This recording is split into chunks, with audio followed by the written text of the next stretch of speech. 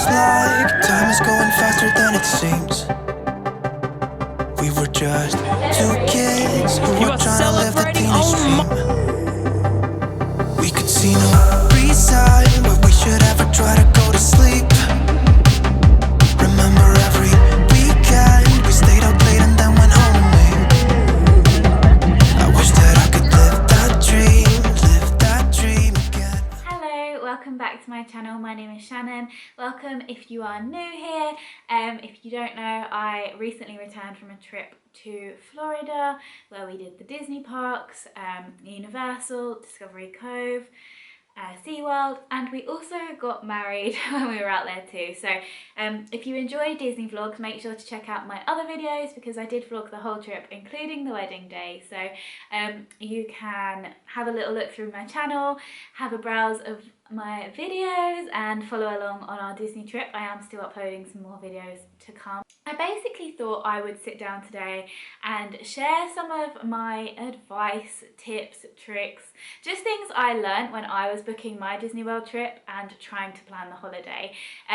Now for lots of you it's probably common knowledge, lots of this. Some of you might not know anything. You might be a first timer considering booking a trip. I was really, I had been to Disney World when I was 12 years old, but I obviously didn't really have a say in booking the trip, and also it's changed a lot since then anyway. So yes, I wanted to film this video because I put a lot of time and effort into planning our Disney World trip, obviously because we were getting married when we were out there as well. I wanted to make sure it was as good as possible and it ran smoothly.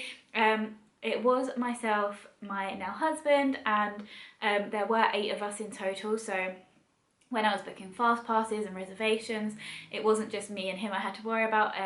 I did book it for everyone, so that is something to bear in mind kind of if I talk about booking for larger groups. That's kind of what I meant, but yeah, generally this advice probably just should work for everyone. So obviously things can change at the time of filming this. As far as I know, everything I'm saying is accurate and correct, but obviously you might just have to have a little look yourself and see if what I'm saying is still true when you are watching this or when you come to book your holiday. I just thought I would sit down and share some of the stuff I learned. So let's get into the video. But before we do, if you're not already subscribed to my channel, please do. It would mean the world to me if you'd like to subscribe and follow along on our journey. I have recently started doing little weekly vlogs as well at home during obviously lockdown, and I'm really enjoying it. So yeah, if you want to follow along, that would be amazing. So yeah, let's get into the video.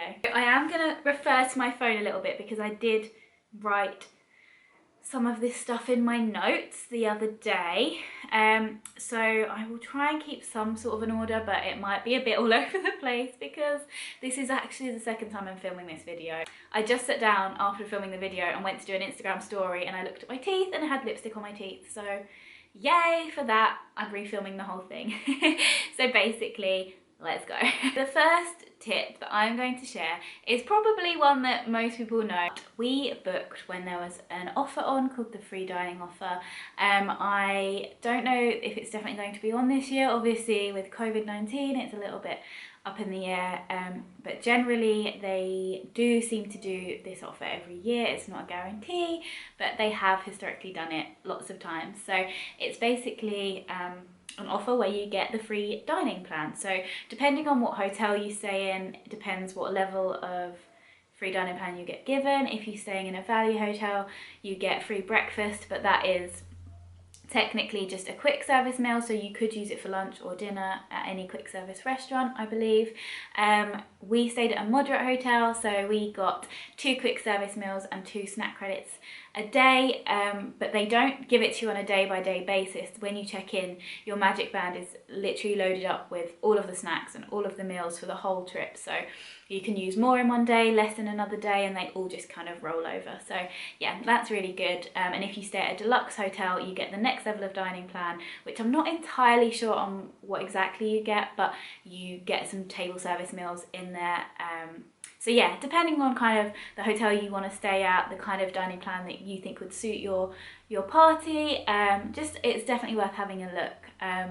We would not have been able to enjoy the holiday the same way that we did if we didn't have the dining plan, I don't think, just because we're quite like savvy people, and you know, like quite we're not very spendy very often. More so Ollie, he really kind of wants to keep an eye on things and doesn't always want to spend lots of money. So I think if we didn't have the dining plan, we wouldn't have been able to try as many snacks as we did, or different meals and things like that. We might have ended up kind of, you know, scrimping a bit more. But having the dining plan meant we could try all of the snacks, all of the drinks, all of the meals, and it was brilliant. Ollie loved it, I loved it, my nephews loved it because they had it too, and they had them on their own things, so it kind of gave them that responsibility of being able to choose what they want and to tap it themselves, and it's really cool. It's a really great system, so to get it for free is brilliant. It's a massive saving, and I would definitely recommend having a look to see if that offer is available when you're booking. With our offer, we got gift cards included, and for our party of 8, we got $800 in gift cards. So what we did is we just kept them aside and we used them for the table service meals that we chose to do. It meant none of us had to really spend much money aside from you know, merchandise and things like that. But on the table service meals we wanted to do, we were able to use the gift card, and that was incredible. That was just $800 for nothing. So definitely keep a look out and see what offers you can get. My next tip when you're booking would also be to use cashback sites. I use Quidco. I use Quidco, and I was able to get money back on my hotel booking, the Disney park tickets, the Universal park tickets. So definitely have a look at cashback sites. I do actually have a referral link, I think. It's not like an ad or anything like that. I mean, I'm far too much of a small YouTuber to have an ad, but when anyone has a Quidco account, I think you can get a referral link. So I'll have a look, and if I do have something like that, then I'll pop it in my description below, because I think it would mean we'd both get a money incentive. I think you might get like £5 and I might get £5, I'm not really sure. I'll have a look and I'll pop it in the description box if it's worth doing, if you don't have a Quidco account. My third tip would be to shop around. So we didn't actually book anything directly through Disney, or actually that's a lie. We booked like special events through Disney. So we booked our firework cruise through Disney that we did on our wedding night. But in terms of the hotel, the Disney park tickets, the Universal tickets, the Discovery Cove tickets, we booked them all through different people. For the Disney hotel park tickets and the Universal ticket, we booked those through Attraction Tickets. They were formerly known as ATD, but now they're just attraction tickets, and they were so helpful. I had to call them a few times just with some questions and things like that. They always answered the phone really quickly and were very informative, so definitely would use those guys again. They had a much better price than Disney when it came to booking, and they had a better incentive in terms of the gift card than Disney did too. And they were on Quidco, so I got cash back through them. The other ticket site I used was Floridatics. I used those for the Discovery Cove tickets, and they were also super helpful. They were a good price, and I was really happy with both of those companies. So definitely have a shop around. If Disney is cheaper, fantastic, but do make sure you use those cashback sites to get some money back. My next tip would be, if you do have a choice on when you can go, I would have a look around. Make sure there are no kind of American public holidays or spring break or cheerleading competitions or things like that, if you want to avoid those kind of things, because they will make the park a lot busier.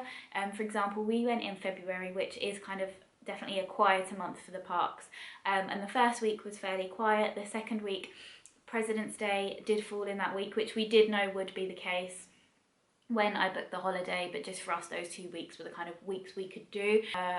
I knew for shopping and things, I thought there might be quite good deals at the outlets and things on President's Day, which there were. So definitely, you know, if you are happy to take some days away from the parks and maybe do some shopping instead, there are definitely good deals to have on those days. But in general, try and avoid those days if you don't want it to be super busy. There was a cheerleading competition going on in the second week, which again, I did know was going to be the case. And it didn't really bother us. We were staying in a moderate hotel, and I think those groups of people do tend to stay in the values.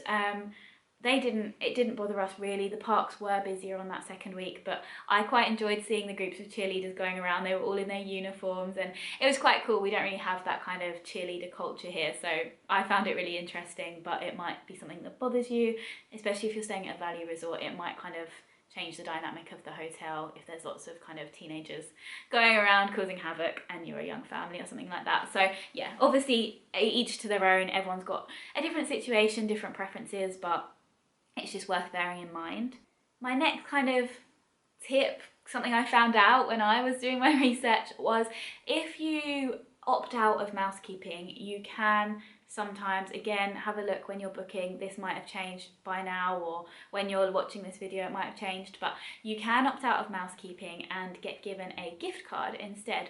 I believe it's $10 a day. Say you're going for 2 weeks, 14 nights. I think the first and last night maybe don't count or something like that, but say even if you got $100 gift card for not having mousekeeping, that might be something that really works for you. We chose to still have mousekeeping on our holiday because it was obviously our wedding trip and we just wanted it to feel nice and special. It's not something we would rule out in the future if we wanted to have a bit more of a budget trip. That money could come in really helpful, so it's definitely worth looking into. If you do opt out of mousekeeping, that doesn't mean you can't get any like fresh towels or anything like that. I think you literally just call up the lobby and ask for those things and they can bring them to you, or you can ask for a bed change, and I think you can ask for like kind of spot tidies. I don't really know exactly the rules, but it's definitely something worth looking into if you're on more of a budget trip or don't really care about having mousekeeping that regularly. My next tip would be if you buy the 14-day park hopper ticket, I don't know exactly what it's called, but if you buy the 14-day Disney World pass where you can kind of go between the parks as and when, that does include mini golf, which was something that we only took advantage of once, but when we go again we will definitely be taking advantage of that more. It's such a lovely way to kind of be out of the parks but still be doing a fun activity. It'd make a really fun date night, and it's free, so you get 1 round free a day per person. So yeah, it's definitely something to keep in mind if you want a break from the parks, if they seem a bit busy, or just something different to do. So that is something I would definitely recommend because I love a bit of mini golf. I'm awful at it, but I love it. My next point, advice, tip would be, if you aren't happy with something, then let a cast member know. Obviously this isn't saying to just find something to complain about for no reason, but if there's something that's genuinely kind of affected your trip or isn't as it should be, then speak to a cast member because that's what they're there for, and they would hate to know that your trip isn't as magical as it should be. So for example, when we first checked in, we had quite a few issues with the check-in process itself. It took an incredibly long time, and then when we got to our rooms we hadn't actually been checked in and our magic bands weren't working, and it was just a nightmare after being on like a 9-hour flight. And then there was a problem in the canteen as well when we were trying to order our food, that wasn't working, and our cups weren't working, and it was just, there was just lots of things, and there were no apologies, and it was all just a little bit off, like it wasn't as I did imagined. However, when we did then kind of speak to a cast member the next day and kind of explained that it wasn't ideal, she was so apologetic. For me, a big thing was getting the badges that you get, you know, the I'm celebrating badges, or the happily ever after badges, or the first visit badges.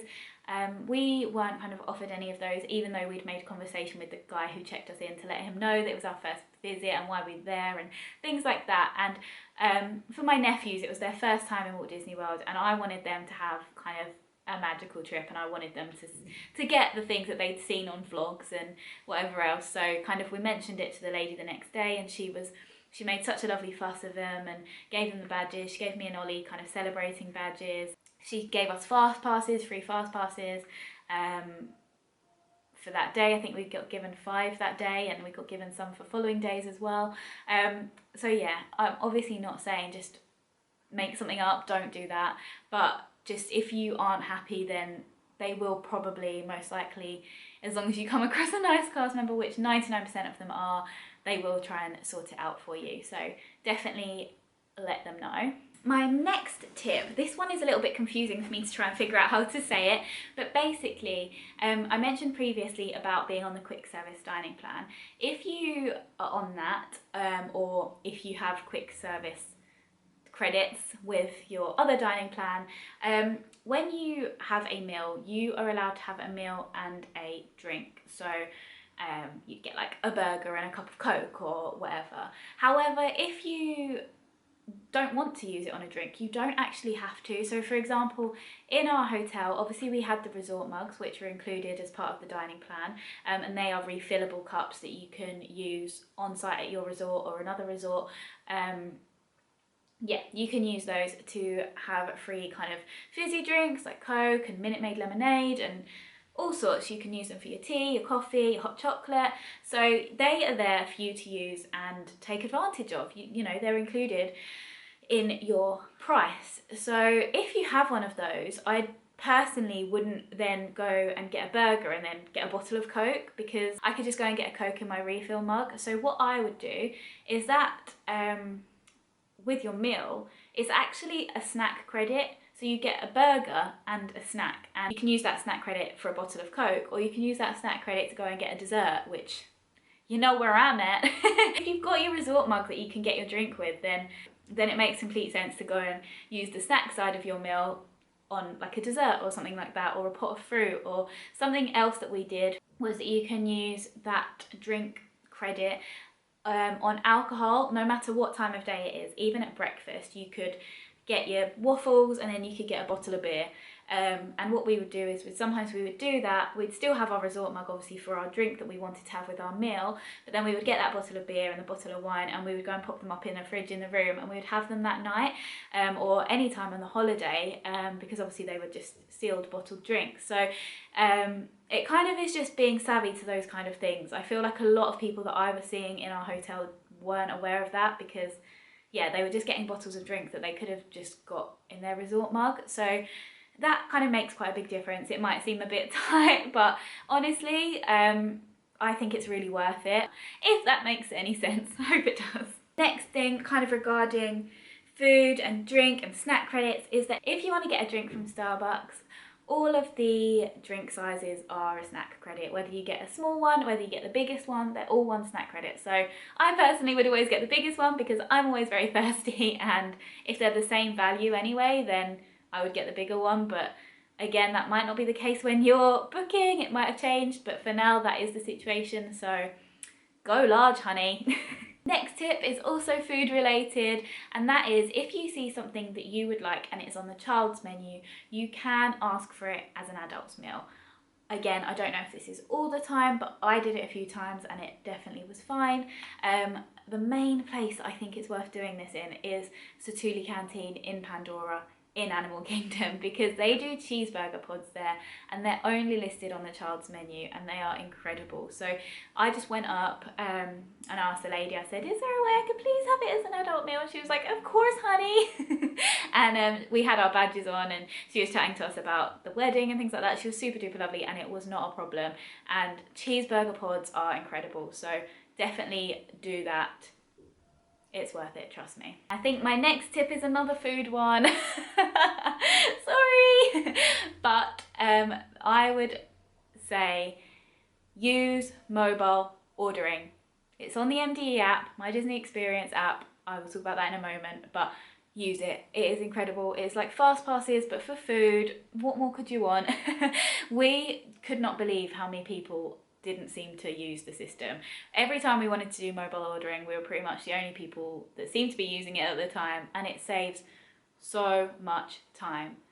The queues can be horrendous at some of the snack places or the meal places, and then there's just like a window there for mobile ordering and no one is using it. So yeah, all you do is you go on the app, you see if the restaurant that you are at has that service, you order what you want, and all of your snack credits and everything like that are loaded to your app anyway. So you just literally choose what you want, check out, it takes it off your snack credit total, and then you get a little notification when you can go and collect it. It's really, really good, really simple, really easy, saves so much time. It's definitely something that seems very underused in the parks, so make sure you do that. Following on from that, something else I would recommend is to have the app. So my previous point, I talked about mobile ordering. You will need the app to do that. So yeah, I went to Orlando with a little folder on my phone, which was all of the apps that I thought I would need in Orlando. So I had my BA app, because that's who I was flying with. I had the My Disney Experience app. I had the Universal app. I had, I think, the SeaWorld app. I had Lyft. I had Uber. bit weird that you can get itchy eyelashes, but then you can't really actually itch them. Park apps are really, really good for being able to see the wait times. For example, in Universal, if you're at one of the parks and you know you want to head over to the other one at some point, you can see the wait time for the Hogwarts Express, or you can see what the queue times are like in the other park and maybe decide, oh, actually we'll spend a little bit longer in this one because this one's a lot quieter right now, or whatever the way around. Really helpful. The Disney app's really good as well. It tells you when all of the shows are on, it shows you your reservations, it shows you your fast passes, it's got maps for all of the parks on, it's where your photos are loaded to, and it's also where you can do the mobile ordering that I just spoke about. Honestly, it's an incredible app, so make sure you have it. And then Lyft and Uber, I used both of those a lot on this trip when we were going to Universal or the outlets or Discovery Cove. I kind of checked between the both every time we wanted to go somewhere to just see which one was cheaper. Generally, I'd say Uber seemed to be cheaper most of the time, but sometimes Lyft was. Also, I'd never used Lyft before, and when I kind of signed up to it, I got given a $15 gift card, or like a voucher code. So my first ride with them was absolutely free. So then Ollie got the app, and then he got a $15 free thing as well. So we got 2 of our rides for free, which is brilliant. So definitely just have a look if you've not used those companies before. There's probably incentives like that or voucher codes you can find online. So yeah, it's just all about having a little look. I know sometimes people can't be bothered, but I personally would always try and save money where I can, and both of those apps are definitely cheaper than getting just a normal cab out there. My next point is to have a look, and if you want to book a breakfast reservation, I would always recommend trying to book it before the park opens. So for example, Magic Kingdom, if you're on the quick service dining plan, you can book a reservation at Be Our Guest restaurant, the Beast Castle. It's included on the quick service dining plan. It's the only restaurant you can currently book on the quick service dining plan. You can book it for lunch or breakfast. Dinner isn't included on the quick service, but yes, so I booked it. So I think the day we got there, or like our first full day, the park opened at 9 AM and I think our reservation was at 10 to 9. But it meant we could get into the park at like 8, I think. So I think we ended up getting in at like 20 past 8, and it was brilliant because it meant we had Magic Kingdom. It was virtually empty, so we were able to get loads of cool castle pictures and everything before other people were there. We were able to just have a look around and just to take it in without loads of people being around. So yeah, if you want to get those Instagram shots, I would definitely recommend getting a reservation before the park opens, because it's dead. So definitely worth doing. And that's if you have a reservation like 10 minutes before park opening like we did, or at like 8 AM. You can still get in at the same time, I believe. So yeah, have a look. I personally think it was really worth doing, especially on the first day, like when you're jet lagged anyway. Get up, go, get them pics. My next tip or advice, or just something that's worth noting, is I mentioned earlier about the pin badges you get on your first visit, or if you're celebrating, and I would recommend getting those if you are celebrating. Again, don't make it up if you're not, because it's kind of abusing the system and then they might stop doing it. But yeah, if you've got something to celebrate, then let a cast member know. Go to guest relations, or if you're staying on site, speak to the person that checks you in. We were obviously celebrating our wedding. The first day we had a badge that said I'm celebrating, and then once we were married we went back and got different badges, and they were the happily ever after badges. My nephews and things got the first visit badges because it was their first visit, and us having the happily ever after badges made such a difference. We would just be walking around and people would be like, congratulations, like all the cast members, other guests, and the amount of pixie dust that was sprinkled on us was insane. We got free cupcakes, free beignets, free cocktails, free chocolates, free everything. We got so many lovely gifts, and it was just more just the attitude of everyone as well. Like people were so chatty and wanting to know about our wedding, and it was just so lovely. It really kind of was a conversation starter, and in turn we got lots of little freebies.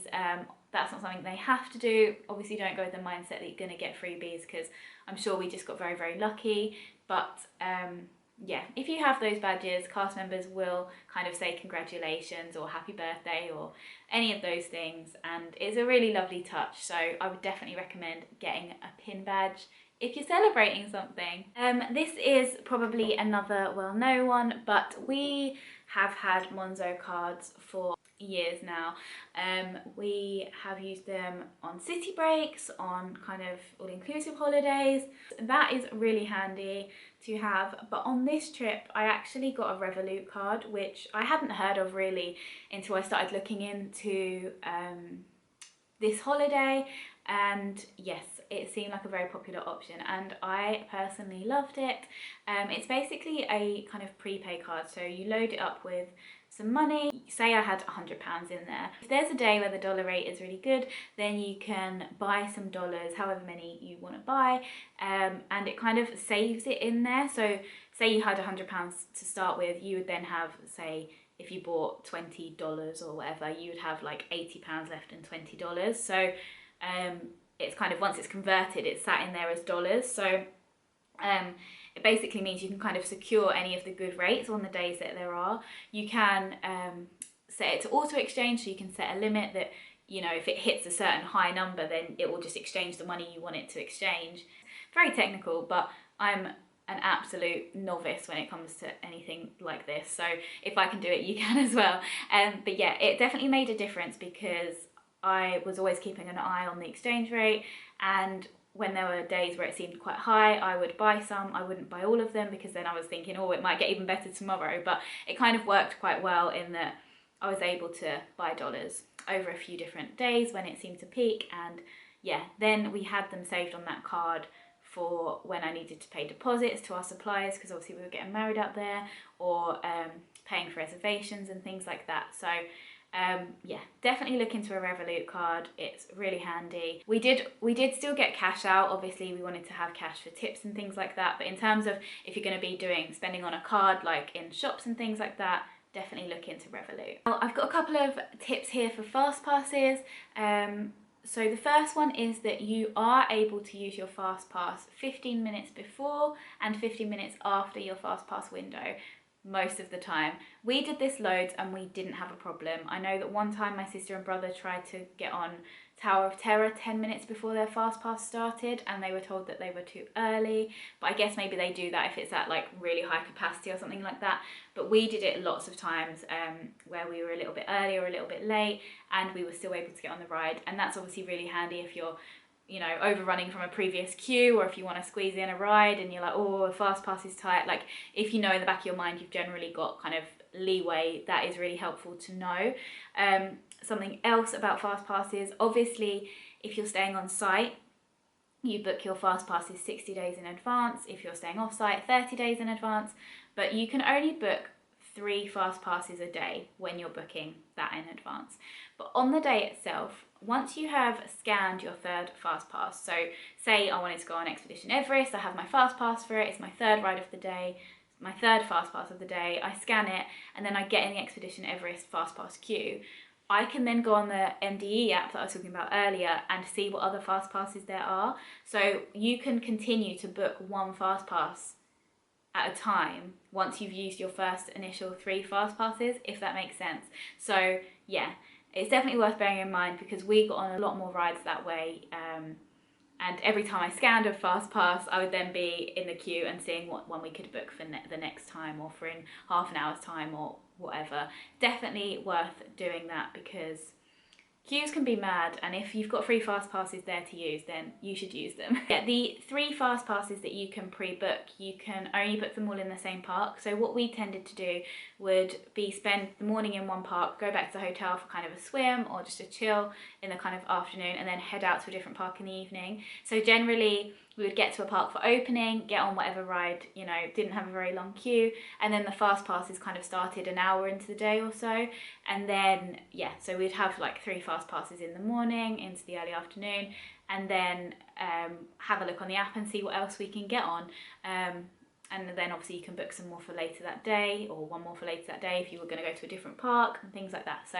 yeah, definitely worth doing, and I think that is the end of my tips. I do probably have lots more that I could share. I don't really know what's kind of classed as a tip or not. I think it's such like a big world, and I'm sure loads of you guys are absolute Disney pros who are watching this and probably thinking, where were the tips, honey? Did I miss them? Because You probably know it all. It's probably not helpful to so many of you, but I'm hoping that it's helpful to some of you because it's very, very daunting. And when I was first booking my Disney World trip, I definitely needed all the advice I could get. So yeah, I hope this has been somewhat helpful to some of you. And yeah, let me know in the comments your top tips and tricks and advice and grow our Disney knowledge together.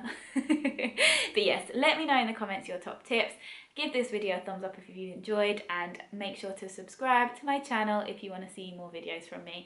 So yes, thank you so much for watching, and I'll see you in the next one. Bye! We crossed over borders to get where we are, and it's all for you. It's all for you. It's all for you. It's all for you. I did it all for you. It's all for you. It's all for you. It's all for you.